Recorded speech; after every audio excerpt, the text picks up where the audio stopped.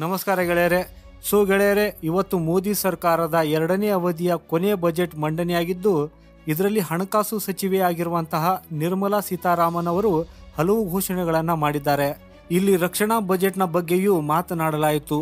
ಆದರೆ ಅವಾಗ ಅಲ್ಲಿ ಒಂದು ಡೀಪ್ ಟೆಕ್ನಾಲಜಿ ಅನ್ನೋ ಪದವನ್ನು ಕೂಡ ಬಳಸಲಾಯಿತು. ರಕ್ಷಣೆಯ ಬಗ್ಗೆ ಮಾತನಾಡುವಾಗ ಫೈನಾನ್ಸ್ ಮಿನಿಸ್ಟರ್ ಅವರು ನಾವು ಹೊಸ ಡೀಪ್ ಟೆಕ್ನಾಲಜಿಯನ್ನು ತರಲಿದ್ದೇವೆ ಹಾಗೂ ಸ್ವಾವಲಂಬನೆಯನ್ನು ನಾವು ಮುಂದಕ್ಕೆ ಕೊಂಡೊಯ್ಯಲಿದ್ದೇವೆ ಅಂತ ಹೇಳಿದರು.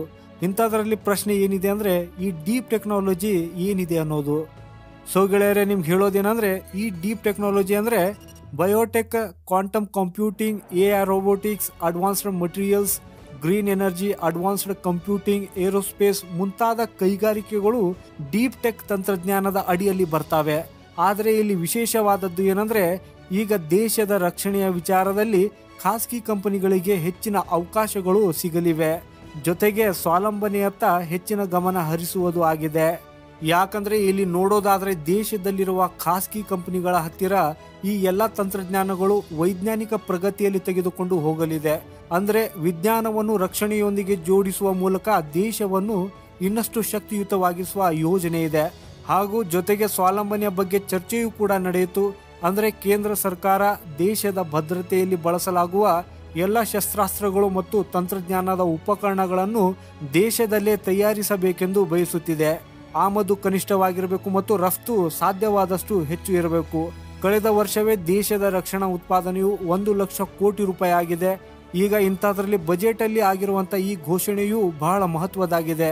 ಈಗ ಕಳೆದ 10 ವರ್ಷಗಳಲ್ಲಿ ಭಾರತದ ಪ್ರಗತಿ ಎಷ್ಟು ಹೆಚ್ಚಾಗಿದೆ ಅನ್ನೋದನ್ನ ನೋಡೋದಾದ್ರೆ, ಆಗ global fire power limited ranking 2024ರಲ್ಲಿ ಭಾರತವು 4ನೇ ಸ್ಥಾನವನ್ನ ಪಡೆದುಕೊಂಡಿದೆ.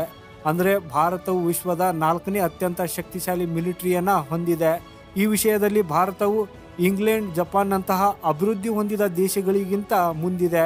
ಆದರೆ ಈ ರೇಸ್ನಲ್ಲಿ ಭಾರತವು ಚೀನಾದ ಸ್ವಲ್ಪ ಹಿಂದಿದೆ. ಚೀನಾವು 3ನೇ ಅತಿ ದೊಡ್ಡ ಮಿಲಿಟರಿ ಶಕ್ತಿಯನ್ನ ಹೊಂದಿದೆ. ಹಾಗೇನೆ ಕಳೆದ 10 ವರ್ಷಗಳಲ್ಲಿ ಭಾರತವು ರಕ್ಷಣಾ ವಿಷಯಗಳಲ್ಲಿ ತನ್ನ ಪ್ರಾಬಲ್ಯವನ್ನ ಸ್ಥಾಪಿಸಿದೆ. ನಾವು ಬಜೆಟ್ ಬಗ್ಗೆ ಮಾತಾಡುವುದಾದ್ರೆ, ಈ ರಕ್ಷಣಾ ಬಜೆಟ್ ಅನ್ನ ಸೀತಾರಾಮನ್ ಅವರು ಘೋಷಿಸಿದ್ದಾರೆ. ಆದರೆ ಸರ್ಕಾರ ರಚನೆಯಾದ ನಂತರವೇ ಡಿಟೇಲ್ ಆಗಿ ಮಂಡಿಸಲಿರುವ ಈ ಬಜೆಟ್ನ ಕುರಿತು ಮಾಹಿತಿ ಲಭ್ಯವಾಗಲಿದೆ. 2023-24ನೇ ಸಾಲಿನ ರಕ್ಷಣಾ ಬಜೆಟ್ 6.02 ಲಕ್ಷ ಕೋಟಿ ರೂಪಾಯಿಗಳಾಗಿದ್ದು, ಹಿಂದಿನ ಹಣಕಾಸು ವರ್ಷಕ್ಕಿಂತ ಶೇಕಡ 13ರಷ್ಟು ಈ ಬಾರಿ ಹೆಚ್ಚಿದೆ. ಈ ಬಾರಿ 6.20 ಲಕ್ಷ ಕೋಟಿಗೆ ಅಂದ್ರೆ 3.4ರಷ್ಟು ಏರಿಕೆಯಾಗಿದೆ. ಹಾಗೆ ಈ ಬಾರಿ ಡಿಜಿಟಲ್ ಆಧುನೀಕರಣ ಮತ್ತು ಸ್ವದೇಶೀಕರಣದತ್ತ ಗಮನ ಹರಿಸಲಾಗಿದೆ. ಅಲ್ಲಿ ಸೇನೆಯನ್ನ ಕುರಿತು ಬಹಳಷ್ಟು ಡೀಲ್ಸ್, ರಿಸೋರ್ಸ್ ಅಲೋಕೇಶನ್ಸ್ ಮತ್ತು ಆಧುನೀಕರಣವನ್ನ ಗಮನದಲ್ಲಿಟ್ಟುಕೊಂಡೇ ಮಾಡಲಾಗಿದೆ. ಯಾಕಂದ್ರೆ ಹಾಗೆ ನೋಡೋದಾದ್ರೆ ಸೈನಿಕರ ವೇತನ, ಪಿಂಚಣಿಯನ್ನ ಹೆಚ್ಚಿಸಬೇಕು. ಅಲ್ಲಿಯೂ ಕೂಡ ಕಾರ್ಯತಂತ್ರದ ಅಗತ್ಯಗಳು ಇವೆ. ಸೇನೆಗಳನ್ನು ನಿರಂತರವಾಗಿ ಅಪ್ಗ್ರೇಡ್ ಮಾಡುವುದಾಗಿದೆ. ರಿಸರ್ಚ್ ಹಾಗೂ ಡೆವಲಪ್ಮೆಂಟ್ ಅಲ್ಲಿ ಹಣ ಹೂಡಿಕೆ ಮಾಡಬೇಕು. ಇದನ್ನ ಹೊರತುಪಡಿಸಿ ದೇಶೀಯ ಮತ್ತು ವಿದೇಶಿ ರಕ್ಷಣಾ ಉದ್ಯಮಗಳೊಂದಿಗೆ ಹೊಸ ಒಪ್ಪಂದಗಳನ್ನು ಕೂಡ ಮಾಡಿಕೊಳ್ಳಬೇಕು. ಗೆಳೆಯರೆ, ಈ ಬಾರಿಯ ಡಿಫೆನ್ಸ್ ಬಜೆಟ್ನ ಕುರಿತು ನಿಮ್ಮ ಅನಿಸಿಕೆ ಏನಿದೆ ಅನ್ನೋದನ್ನ ಕಮೆಂಟ್ ಮಾಡುವುದರ ಮೂಲಕ ನಮಗೆ ತಿಳಿಸಿ. ನಮಸ್ಕಾರ.